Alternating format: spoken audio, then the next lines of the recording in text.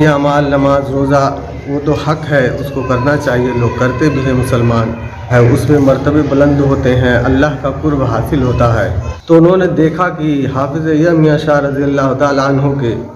سارے جسم کے عضو یعنی کہ سارے پارٹس ان کے الگ الگ بکھرے ہوئے تھے، اور ہر پارٹ سے، ہر عضو سے اللہ کا ذکر ہو رہا تھا۔ سر، آج اس مزار کے بارے میں، اس درگاہ کے بارے میں ہم آپ زائرین کو کیا میسج دیں گے اور اس کے بارے میں کیا جانکاری آپ کے پاس؟ جی، میں پہلے تو اپنے بارے میں بتاؤں، میرا نام فضل کریم قادری کاملی، اور میں جن کا آج عرس ہے حافظ یحییٰ میاں رضی اللہ تعالیٰ عنہ، جو صاحب مزار آپ جن کے عرس میں آج آئے ہوئے ہیں، تو میں ان کا پوتا یہاں پر آپ جو مزار دیکھ رہے ہیں یہ حافظ یحییٰ میاں رضی اللہ تعالیٰ عنہ، پھر ان کے صاحبزادے غلام ربانی میاں رضی اللہ تعالیٰ عنہ، اور پھر ان کے صاحبزادے مولوی حنیف میاں رضی اللہ تعالیٰ عنہ، اور پھر وہ ان کے بیٹے سراج میاں صاحب رضی اللہ تعالیٰ عنہ، الحاج سراج الکریم میاں، اور پھر وہ جو لاسٹ میں آپ مزار دیکھ رہے ہیں وہ میرے والد حضرت قاری ضیاء الکریم میاں رضی اللہ تعالیٰ عنہ، جو پوتے ہیں حافظ یحییٰ میاں شاہ رضی اللہ تعالیٰ عنہ کے، اور ان کا گھر، ان کا مکان، آبائی وطن ان کا جو یوپی میں پڑتا ہے، شہر کا نام جس کا ٹانڈا پڑتا ہے، امبیڈکر نگر میں ہے۔ تو آج ہمارے خانوادے میں ہم لوگ سارے لوگ آتے ہیں وہاں سے یہاں عرس کرنے کے سلسلے میں، تو کافی لوگ یہاں زائرین آتے ہیں، آگرہ سے، ممبئی سے،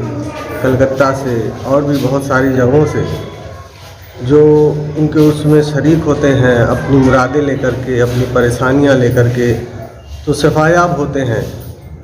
آج ان کا جو عرس ہے وہ 103واں عرس ہے، 103 سال ہو گئے ان کے وصال کو، اور کافی کرامات یہاں پر ان کی ہیں موجود، اور ہمارے یہاں ٹانڈا میں بھی ان کے آبائی وطن میں وہاں بھی ان کی کرامات ہے۔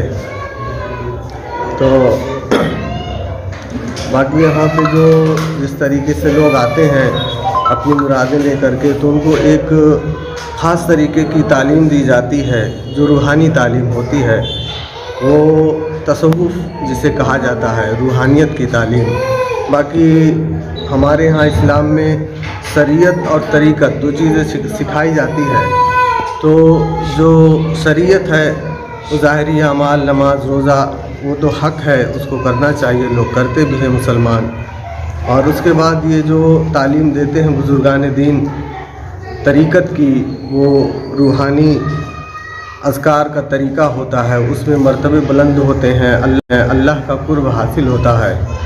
اور ہمارے پیغمبر محمد الرسول اللہ صلی اللہ علیہ وسلم ان کی بارگاہ سے فیض ملتا ہے،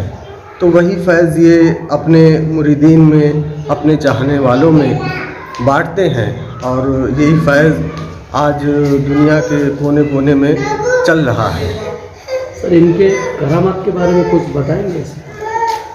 کرامات ہمارے یہاں تو ٹانڈا ہی میں ہمارے گھر میں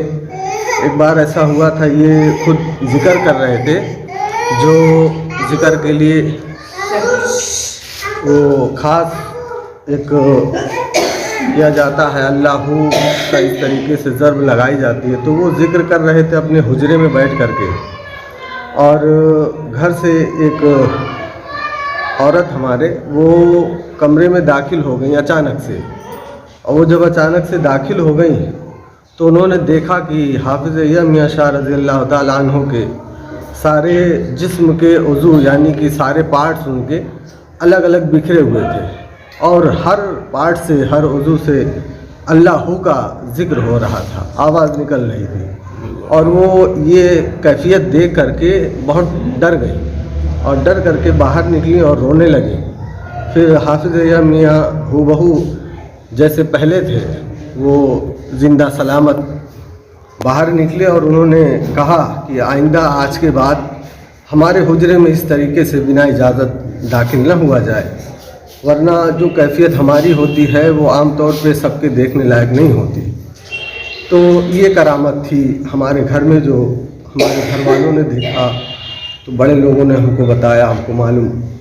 باقی اور بھی ایسی بہت سی کرامات ہیں. آپ کا پورا نام بتائیے.